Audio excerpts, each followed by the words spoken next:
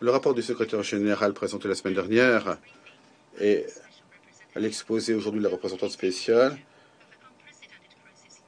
nous donne un tableau de crise sans précédent en Haïti. Le niveau de chaos, de complexité, de difficulté dépasse probablement tout ce que nous pouvons imaginer. La Chine est très préoccupée par l'aggravation de la situation sécuritaire et la flambée de choléra en Haïti. Nous sommes gravement préoccupés par l'incapacité et l'inaction du gouvernement alors que la violence des gangs sévit en toute impunité. Nous apportons toute notre empathie au peuple haïtien, notamment les femmes et les enfants, au vu des souffrances provoquées par le chaos actuel. Les partis politiques en Haïti oublient les souffrances de la population et continuent à lutter pour les intérêts personnels et de leur parti. Cela est extrêmement décevant. Tous les partis politiques et factions haïtiens doivent comprendre leurs responsabilités et leurs devoirs en renforçant le dialogue et en s'unissant pour parvenir à un dialogue sur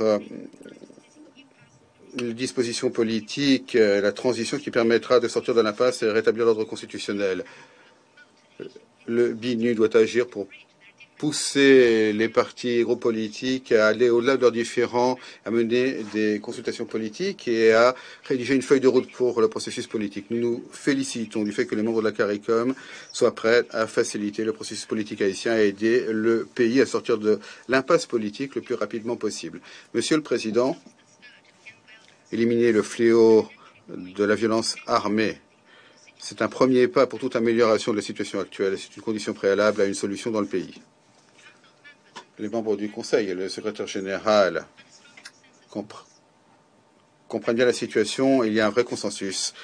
La résolution 2645 adoptée par le Conseil en juillet a indiqué que le Conseil était prêt à agir contre les membres des gangs et leurs partisans. Les porte-plumes sur Haïti, les États-Unis et le Mexique ont diffusé la semaine dernière un projet de résolution sur l'imposition de sanctions contre les bandes criminelles. Et nous nous en félicitons. La Chine appuie des sanctions ciblées, y compris l'interdiction des déplacements, le gel des avoirs et l'embargo sur les armes, entre autres, contre les membres des gangs et leurs partisans.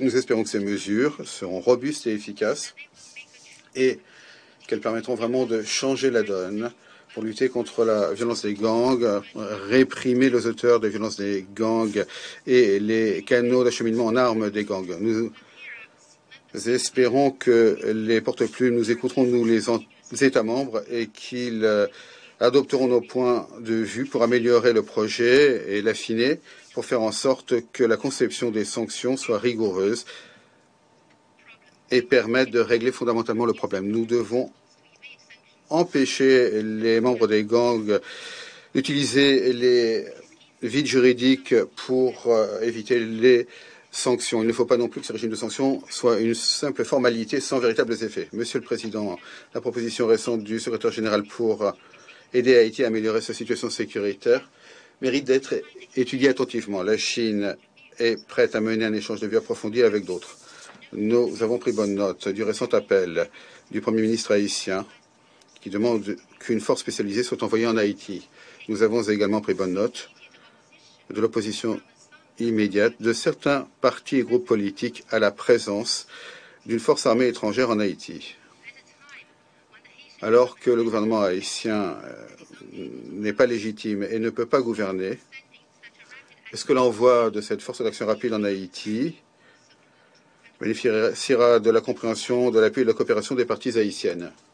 Ou bien est-ce que cela rencontrera de la résistance ou même déclenchera une confrontation violente de la part de la population? Voilà ce que nous devons examiner de manière intégrée. Il faut que nous soyons prudents. Depuis les années 1990, l'ONU a déployé des missions les unes après les autres, la Miss Civile, l'UNSTA, la MINUJUST et d'autres. Et maintenant,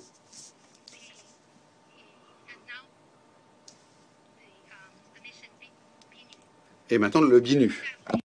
Malheureusement, aucune de ces missions n'ont réalisé leur objectif. La pratique des Nations Unies en Haïti ces 30 dernières années a prouvé que des solutions rapides imposées de l'extérieur ne feront que produire des résultats temporaires. Il n'y aura pas d'effet durable sans une volonté forte, un objectif commun et la coopération de tous les secteurs de la société haïtienne. Le plaidoyer et les efforts extérieurs ne serviront pas à grand-chose. C'est le peuple haïtien lui-même qui détient la clé de la solution. La communauté internationale doit réfléchir à long terme et aider le peuple haïtien à trouver une solution locale, globale, basée sur sa propre situation qui est unique. Merci, Monsieur le Président. Je remercie le représentant de la Chine de cette... Merci, Monsieur le Président. Nous remercions Madame Lalim pour son exposé. Nous saluons la participation à cette séance des ministres des Affaires étrangères d'Haïti et de la République dominicaine. Malheureusement, 3 semaines depuis la dernière séance du Conseil sur Haïti, la situation dans le pays s'est encore aggravée. Le terminal pétrolier et de nombreuses autres infrastructures dans le port de Port-au-Prince ne sont pas contrôlées par les autorités. Cela a aggravé la crise politique, socio-économique et humanitaire qu'Haïti connaissait déjà. Donc nous sachions, les groupes criminels bloquent les sorties de la capitale, ce qui limite les déplacements des personnes et les empêche de recevoir des biens et des services de base. Il y a dans le pays un déficit, une pénurie quasi totale des médicaments jusqu'aux denrées alimentaires et à l'eau. Dans les rues de Port-au-Prince et d'autres villes, la violence et l'anarchie règnent. La paralysie observée récemment du système institutionnel de direction de l'État réduit à néant tous les efforts visant à améliorer la situation dans d'autres domaines. En plus de tous les maux dont souffre le peuple haïtien, s'est encore ajouté l'épidémie de choléra. Bien entendu, tous ces problèmes sont liés entre eux et il n'y a pas de solution simple. Leur cause est la stagnation du processus politique. À cet égard, nous ne voyons pas d'autre solution que le processus de rétablissement de l'ordre constitutionnel en Haïti grâce au dialogue avec la participation de larges cercles de la société haïtienne. L'organisation des élections et des réformes indispensables. Comme le dit le rapport du secrétaire général, la condition indispensable pour l'amélioration de la sécurité dans le pays, c'est justement le règlement de la crise politique. Nous avons pris bonne note du rapport du gouvernement haïtien concernant la situation du dialogue national. Nous notons le rôle positif du BINU dans ce dialogue. Nous comprenons que les problèmes liés au processus de négociation sont largement liés à l'aggravation de la situation concernant la sécurité et l'anarchie. Néanmoins, nous appelons toutes les parties à oublier leurs différends conjoncturels et à poursuivre les négociations. Comme le note à juste titre le document des autorités, la crise humanitaire dans le pays doit servir d'impulsion pour que tous les acteurs comprennent qu'ils doivent mettre au premier plan les intérêts de la société. Chers collègues, ce qui a également des conséquences sur la situation dans le pays, c'est qu'il n'y a toujours pas eu d'enquête approfondie sur l'assassinat du président Jovenel Moïse. Plus d'1 an après cette tragédie qui a provoqué la crise actuelle, il n'y a qu'une version inspirant la confiance, expliquant ce qui s'est passé, y compris l'implication de puissances étrangères. Dans ce contexte, nous soulignons que l'ingérence extérieure dans le processus politique d'Haïti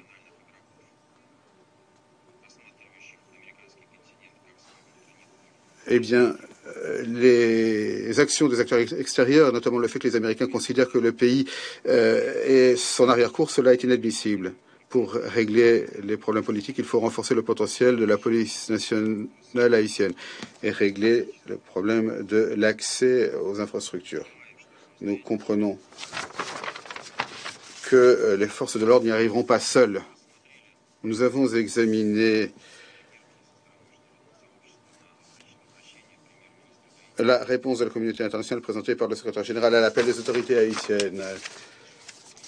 Nous avons attiré l'attention sur les différents avis en Haïti à ce titre. Beaucoup de groupes étrangers ne veulent pas que l'on permette une intervention internationale et étrangère, en prenant en compte l'expérience pas très réussie de l'intervention étrangère dans le pays. Et il faut prendre en compte cet avis et étudier attentivement toutes les conséquences de l'envoi d'un contingent étrangers en format international ou régional sur l'île. Monsieur le Président, nous ne souscrivons pas à la volonté des parents officieux de ce dossier de combiner la question du blocage du port d'Haïti et l'instauration d'un régime de sanctions contre ce pays. Nous ne pouvons pas appuyer les tentatives visant à faire passer à la va-vite une résolution du Conseil sur les sanctions. Je rappelle que nous avons conditionné notre accord sur la discussion de l'instauration des sanctions par le Conseil à une évaluation approfondie de leur efficacité future, à la garantie de leur caractère ciblé, également à la prise en compte des conséquences humanitaires de telles mesures. Les sanctions du Conseil de sécurité sont un instrument sérieux à long terme qui exige une analyse approfondie et des négociations détaillées sur un texte, d'autant plus que le dernier régime de sanctions du Conseil ne remonte qu'à il y a 5 ans.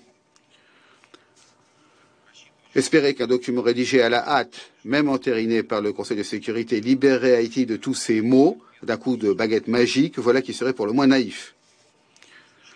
Dans le cas d'Haïti, il faut tout faire pour que les mesures prises visent à rétablir le contrôle de l'État et ne soient pas considérées, comme c'est souvent le cas, comme une punition de tout un pays et de tout son peuple.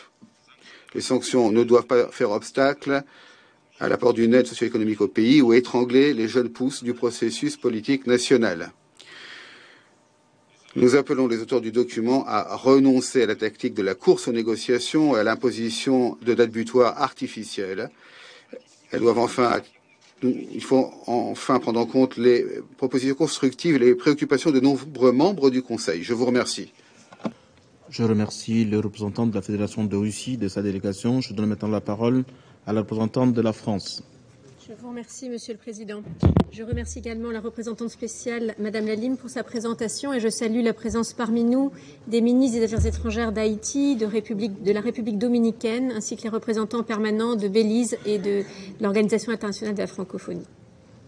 Monsieur le Président, alors que la situation ne cesse de se dégrader en Haïti sur tous les plans, le choléra a fait son retour dans l'île. Et cela est d'autant plus alarmant que l'assistance humanitaire et médicale pour lutter contre cette épidémie ne peut être librement apportée. C'est donc avec gravité que la France a pris note de l'appel lancé par le Premier ministre le 6 octobre dernier. Nous appelons la communauté internationale à rester mobilisée, mais également à redoubler d'efforts pour aider la nation haïtienne. Monsieur le Président, nous partageons le constat que dresse le secrétaire général dans sa lettre du 9 octobre. La situation sanitaire et sécuritaire appelle une réponse plus vigoureuse de la communauté internationale. L'objectif doit rester de soutenir beaucoup plus efficacement la police nationale haïtienne qui est en première ligne face aux gangs. C'est pourquoi la France est favorable à l'imposition de sanctions à destination de tous ceux qui menacent la paix et la sécurité en Haïti. Nous devons accroître la pression sur les groupes criminels, en particulier les gangs, ceux qui les aident et ceux qui les financent. Nous souhaitons que les travaux engagés au Conseil de sécurité puissent aboutir au plus vite. La reconstruction d'une justice efficace et la lutte contre l'impunité doivent également être une priorité si nous espérons un jour mettre un terme à la violence. Monsieur le Président, la France continuera d'exhorter tous les acteurs politiques haïtiens à trouver un accord menant à l'organisation d'élections démocratiques lorsque les conditions sécuritaires seront réunies. Dans le contexte actuel, la classe politique doit faire preuve de responsabilité afin de renouer le dialogue et de sortir de l'impasse. La France continuera également de se mobiliser afin de faciliter l'approvisionnement des plus vulnérables dans les quartiers pauvres de Port-au-Prince et dans les provinces. Et le blocage du terminal de Vareux est à ce titre inacceptable car il compromet l'acheminement de l'aide humanitaire, il compromet la lutte contre l'épidémie. Monsieur le Président, la France ne peut se résoudre à la spirale actuelle et nous sommes prêts à faire davantage avec nos partenaires. Nous contribuerons activement aux discussions sur les projets en cours qui ont été présentés par les États-Unis et par le Mexique. Nous continuerons autant qu'il est nécessaire de mobiliser la communauté internationale afin de venir en aide au peuple haïtien. Je vous remercie.